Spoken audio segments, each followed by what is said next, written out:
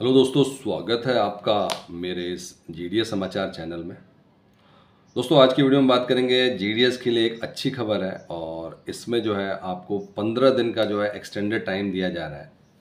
और यहाँ पर दोस्तों जिन जिन लोगों ने जो है जीडीएस के जो नए जीडीएस हैं, जो कि नए ज्वाइन करने वाले हैं, उनके लिए दोस्तों एक नया ऑर्डर जारी हुआ है।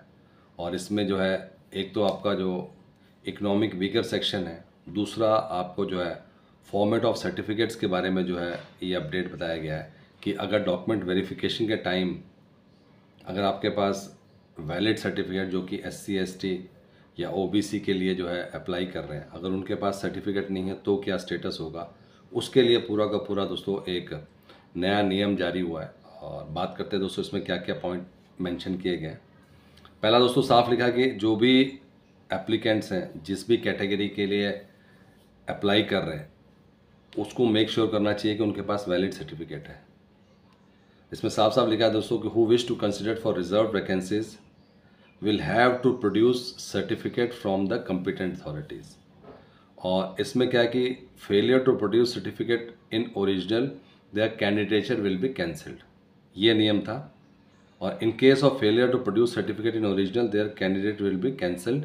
इन case of non availability of caste certificate in the prescribed format subject to verification of documents would be provisionally selected. अगर आपके पास अवेलेबल नहीं है और वहाँ पे आप कहते हैं कि आप प्रोड्यूस कर सकते हैं, and would require to submit the same within 15 days from the date of offer of provisional engagement. तो दो चीज़ें अगर आपने जो है ही नहीं आपके पास, तो कैंसिल हो जाएगा। अगर अवेलेबल नहीं है और आप कहते हैं उस टाइम के कि आपके पास सर्टिफिकेट है बट इस टाइम पे अवेलेबल नहीं है, तो उस केस में आपका जो है प्रोविजनली आपको सेलेक्ट कर लिया जाएगा और 15 दिन का टाइम दिया जाएगा from the date of offer. अब ये बात करें दोस्तों जहाँ पे आपका वेरिफिकेशन ऑफ डॉक्यूमेंट हो रहा है। Failure in submitting the certificate during the period, जो 15 दिन का पीरियड है, विल इंटेल रिजेक्शन। तो यहाँ पर अगर गलती से नहीं पहुँचा तो भी आपको 15 दिन का टाइम दिया जा रहा है। लेकिन अगर 15 दिन के टाइम के बाद भी आपको नहीं जमा कर पाते अपना certificate, then it will go for a rejection. The condition for issue of offer of provisional engagement and process for issuance of list of shortlisted candidates is given। और ये पूरा का पूरा डिटेल में दिया गया है। इसके अलावा एज लिमिट के लिए भी जो है no relaxation in upper age limit for EWS applicant. दोस्तों नए GDS के लिए एक जो ये 15 दिन का रिलैक्सेशन है बहुत इंपॉर्टेंट है अगर आपके पास सर्टिफिकेट अवेलेबल नहीं है।